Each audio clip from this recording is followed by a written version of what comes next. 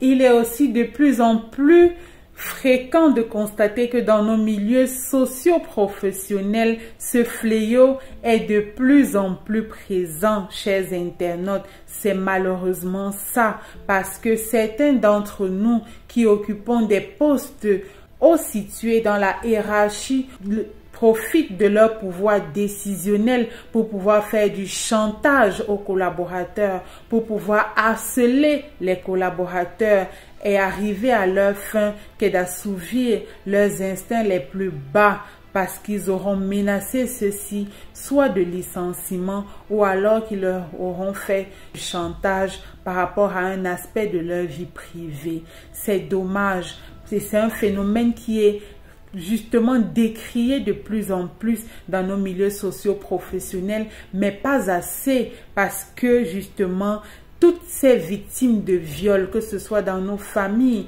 dans les communautés ou dans nos milieux socio-professionnels, toutes ces victimes se terrent dans le mutisme parce qu'elles sont victimes de menaces de leurs prédateurs, des menaces qui leur font peur. Elles sont aussi victimes du qu'en dira-t-on, du regard de l'autre, un regard qui est souvent plein de jugement, un regard qui est plein de reproches, un regard qui est parfois plein de mépris, un regard qui est aussi plein de pitié. Alors ces victimes préfèrent se terrer dans le mutisme et ne pas dénoncer ces actes malsains, mais profitent aux prédateurs, aux violeurs, parce que cela permet aux violeurs justement de continuer de s'adonner à sa sale besogne parce qu'il a l'assurance qu'il ne sera pas dénoncé. C'est pourquoi Papa Claude Olivier Adiaba parle ici du viol en tant que fléau